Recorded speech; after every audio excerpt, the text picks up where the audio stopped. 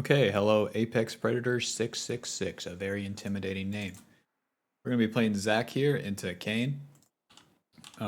With the runes, I think Last Stand and Triumph is like a little bit unnecessary. The extra damage and the extra healing might come into play a little bit. I think like a Transcendence and Water Walking is going to be giving you a little bit more value, even though the CDR isn't, it doesn't go nuts on Zac, right? Because you can get access to that ability haste through the build path now. But it is very, very useful with the resets and then also just to get more of these W's off in team fights. And then come mid game, Water Walking is going to give us more damage around objectives, which is like everything, everything that Zac is about. You want to have good team fights, so Water Walking helps with that, as well as the extra movement speed to help you stay on people whenever you're fighting. Okey-doke. Skipping Golem, so looks like we'll just full clear up to top side.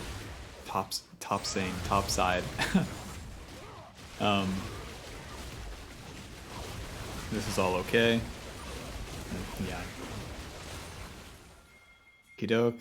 A little bit of a hiccup, you know, if you're pathing this way and then you choose to correct this way, then, you know, you're going to be late no matter which way you go, so you might as well just keep going on the path you committed to, right?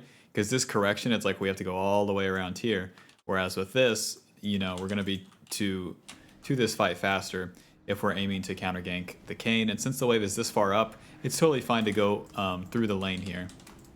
And then even if it dissipates, then we can still choose to go into the river and things like that. Joke. So then Kane tries to attack, but Darius walks away, a hard counter. And then you use your E onto the Kane here. This will like show him that you're coming, and then if you just keep moving into the W, or if you keep moving into the bush, then he can just end up walking into you, and then you can lead from there, right? But if you shoot with the E like this, he's gonna see you coming, has the ability to react, and we get his flash. But you know, maybe it's a little bit more. If he's walking into us, we auto, we W, and then we just kind of run him down with the autos, the Q, the E, depending on like how close our Darius is or whatever. But good start to the game. Okey-doke. If you're gonna use the smite, just use it at the start of this. Then all this movement doesn't make too much sense. Really, really waiting a long time, huh? You definitely could have double scuttled. Like if you save the smite and then you just move through mid, could just look for the double scuttle. And then Crime does not pay in the top side. And then, of course, he backs off and then comes back right as we recall. It's just how things are. Okie doke. On our recall, we get Boots and Ruby Crystal. I think it's probably better to power into the Bomby Cinder for Zac. Your early game, your ganks are going to be off your E, not through the movement speed that you have on them. So it's better to have that Bomby Cinder for whenever you're on a target that you're dealing more damage, and then whenever you're clearing faster.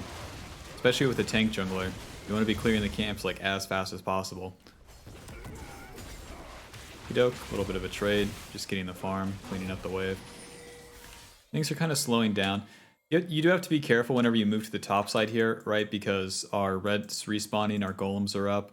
So unless like a top play is guaranteed or like in our favor, then you know if it can go bad, then it becomes doubly bad for you. Like if you are the one that like ends up dying for it. So let's see, we would be moving to the Darius here again, trying to counter gank the Kane, but the Camille's like not even close to dead, so it's kind of a feels bad play here to move all the way top lane.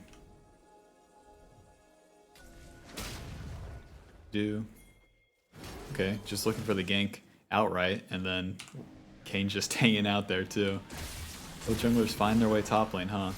And then this jump, it's gonna work out. Darius has that damage, but man, kind of risky business.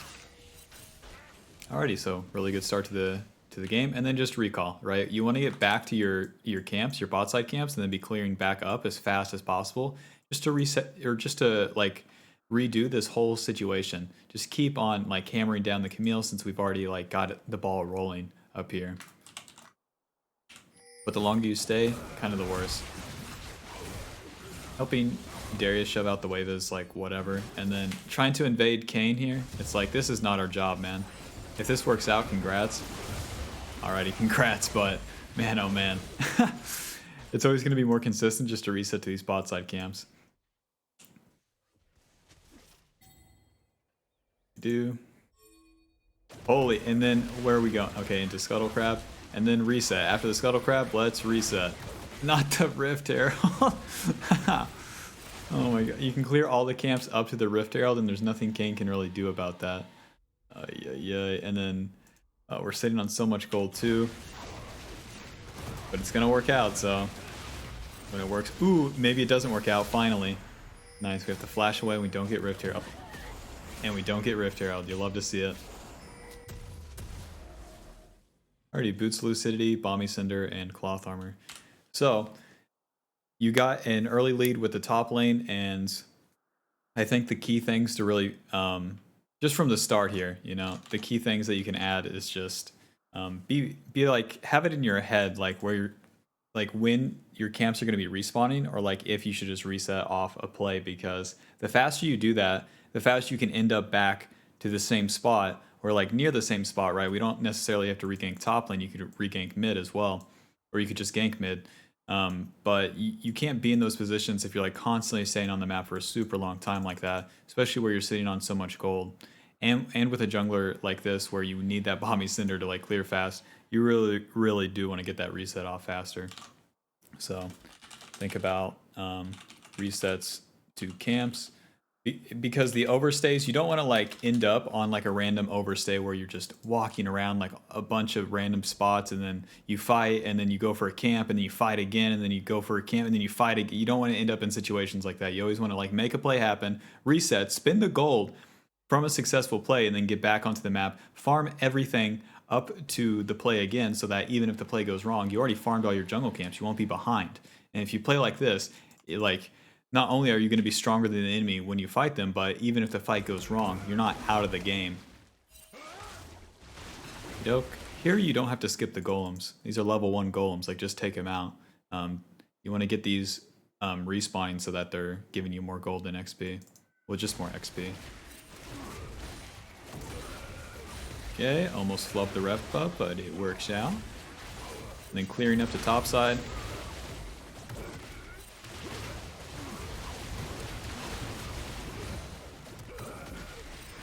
Back to the Rift Herald. The Rift Herald's pretty good here. Dropping it for Darius is okay, but the thing about dropping it for Darius is that you end the laning phase with Camille, which you don't want to end up doing. I think it'd be better to drop it for the Yone, right? Get him going a little bit, because Darius is already rolling, and Darius keeps rolling, right? Camille can basically never catch up to Darius at this stage of the game, whereas Yone pretty much, well, he's pretty far behind in CS to the Z, but you know, in solo queue he's relatively even. Just dropping the Rift Herald for him could open up the game for him, accelerate him a little bit. And as tank junglers, like, we are dependent on our carries no matter how fed we end up getting.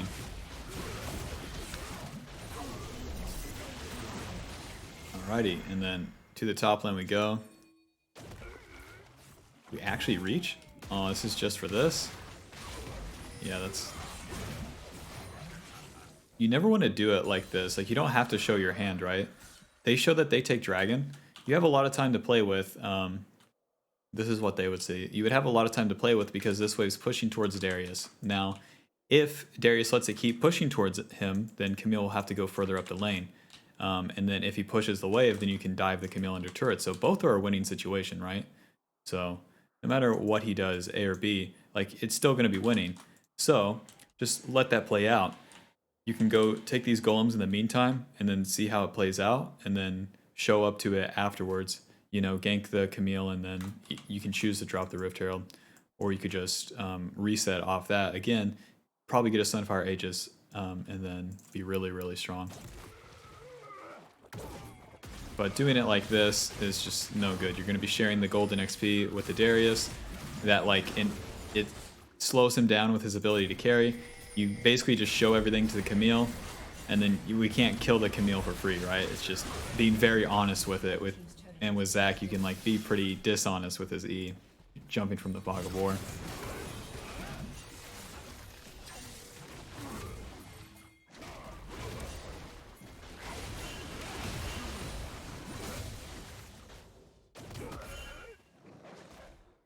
We're sitting on 1800. That's more than enough for a recall, but I'm not sure the exact price of the Sunfire Aegis versus like the Frostfire Gauntlet or whatever, so yeah, we get the Sunfire, and we have 19 gold to spare, so we could have just reset altogether and got the Sunfire and then been clearing up. We wouldn't have this cloth armor, but that's fine.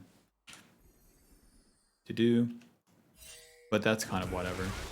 With the bot lane, it ended up like going somewhat even. Bot lane's always going to be kind of an enigma in the solo queue. It's really just about how you play around your solo lanes. Alrighty, and then this is like this is our lane state. Where you reset to the Raptors, it doesn't make too much sense because you want to be getting the golems respawning. Even if you do the Raptors right, your mid laner's dead, or your mid laner's in base, and then he's not going to be mid before you clear the Raptors and then look to like move mid. So even if you want the Scuttle Crab or whatever, like, are you willing to deal with like Kayn, Zed, Kai'Sa, Yuumi for it potentially? Unlikely that they would all come for it, but like you'd have to deal with that. And then after the Raptors, you also don't have a gank path onto the mid laner because you have no mid laner here. So you have enough time to do the golems, so just do them. Do golems into Raptors, and then you'll be near the mid lane when both mid laners like are back in lane. But the way we do it here, we just clear the Raptors and then gank the Zed solo and end up taking the mid laner's wave, which is no good. The same way that we shared the wave with the Darius, it's no good. You don't want to be taking the minion away from your carries. That's like they can't get powerful if you do that.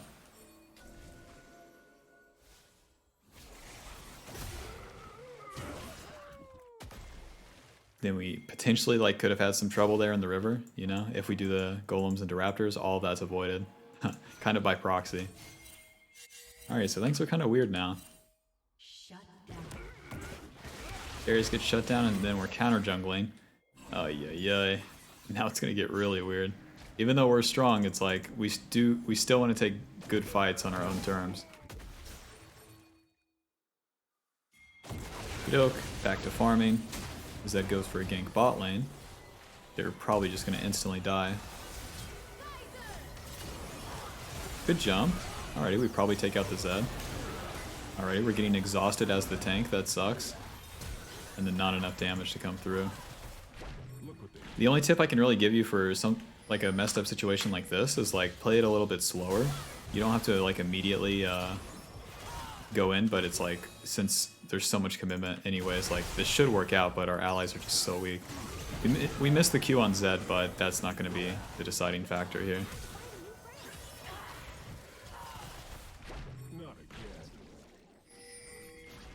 Luckily we have the passive though.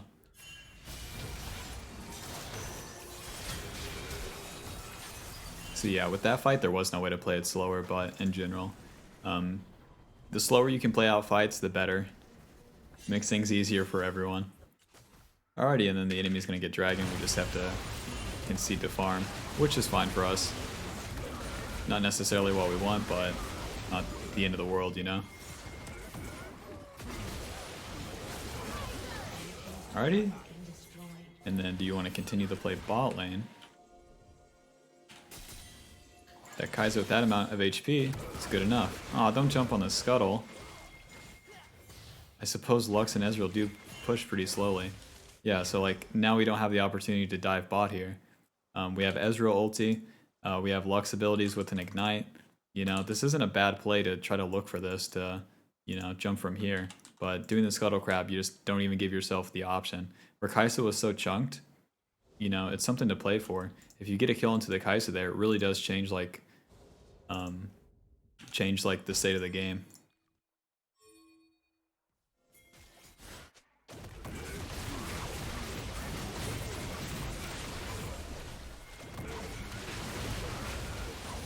And then naturally our bot lane dies, so oh my god, if we kill the Kai'Sa, listen, Kai'Sa can't kill our bot lane if we kill her. Zach is punching that wolf to death, huh?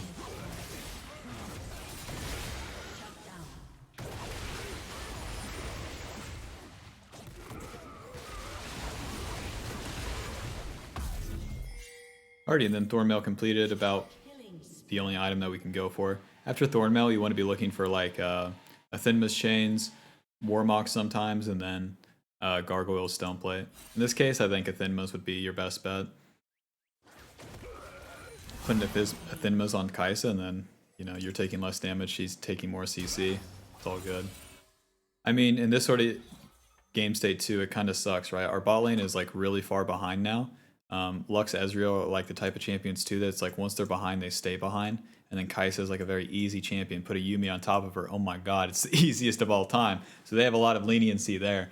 So yeah, we really just have to ask ourselves, like, how are we going to carry through the Yone and through the Darius? And, you know, if we drop that Rift Herald for Yone, maybe he has like another, you know, like another crit cloak, something. Like he's just getting more power if we get those turret plates for him earlier. But instead we like put it on the Darius, and then we take the turret too early. He tries to dive solo and then dies, and then everything's kind of slowed down because our bot lane's also losing. And, you know, you miss out on the attack on Kaisa. So for the mid game, or like into the mid game, I would say, look for like a single, just look for a play. Don't follow the play, because so often it's like you're just being dragged around the map by what's happening, and you're never like initiating anything. Sometimes you don't have the option to initiate anything, but here you had a couple options. The first one being, you know, doing the golems into the raptors, and then looking for a mid play. You missed out on that by doing the raptors, and then, you know, moving into the, well, taking away from Yone and trying to attack the Zed solo. That's nothing's going to come from that.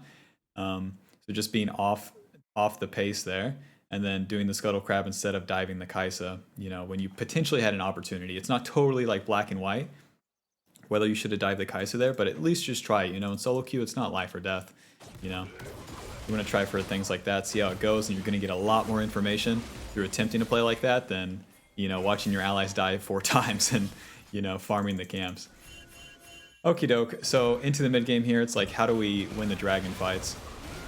It's mostly just about having setup and solo killing the ADC. And then there goes our Darius. And then we're farming the wave again, which is like, it doesn't do enough, right?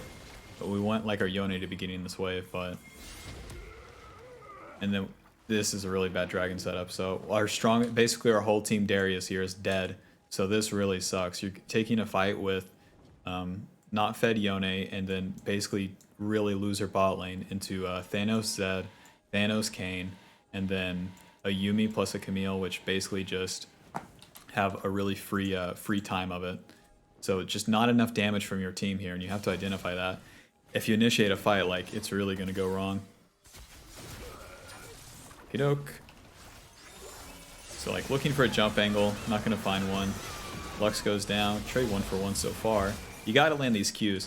A tip I can give you for landing the Q is, like, whenever you land, you can give it some time. You don't have to cast it immediately. You do. Let's go where we jump here. Right, so we jump, and then as you land, you know, give yourself some time. Cast a W, you can move around a little bit. Ideally, you're moving like into the enemy. So like, let's say we'd be clicking this way so that you're right on top of them, and then you're casting the Q like past them. So you'd be like, let's say your mouse is right here, and then you just click the Q right there. So you want to be casting it past them a little bit, not just like right on top of them.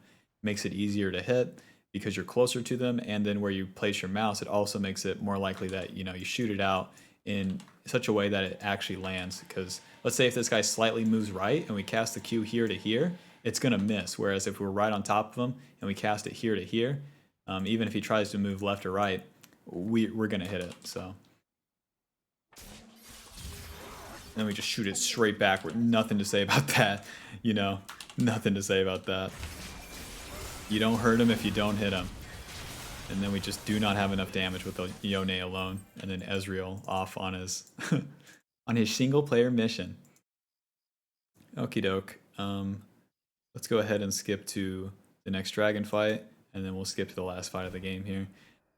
This game's kind of doomed from the entering the mid game though, with the bot lane being behind and the Yone not being fed enough. Darius being the main character, but not really like pulling his weight in a way. Okey-doke. So we end up picking up Randuin's. Randuin's isn't good enough. They don't have enough crit to like really warrant this. The crit on Kaisa doesn't matter too much. Zed is mostly lethality, even though he has that Lord Doms. Like, he's not critting, you know? And then these two don't crit, so this being a Warmox is going to be so much more useful for you. You already have enough resistance with the Sunfire Aegis and the Thornmail that getting 80 extra armor isn't going to be giving you more than getting like 800 HP from Warmogs, Athenmas, whatever. So definitely change that build path. Even though Randomins does give your team that slow, it's like having more HP is going to give you more damage over time. And then if you're alive too, it's also providing more for your team. Okay, so we're moving into the Kaisa, and then we're having to bail out. Then our whole team just gets wiped. There's really nothing to that one, huh? Which is about how it's going to go. Our team doesn't have enough damage, and it's so easy for them to attack. Nice, they over-attack. You guys get some kills, but is that really going to be enough for the game? A huge lull state into the enemy starting Baron. Oh, just starting a fight in the blue side, huh? And then stop taking these waves. Stop doing this. Stop doing this. We want this guy to be level 16. We want this guy to be level 16. That is the only way we win. We don't win through us being level like 17 or getting any more extra gold or anything like this, you know? Once we're at like the 2 items, we could be at Sunfire, Thornmail, Giant's Belt, and that's like the same power level for minutes like 20. Not even 20, like minutes like 17 to like 30 something. We're at about the same power level. So like you gotta stop taking these minion waves from the carries.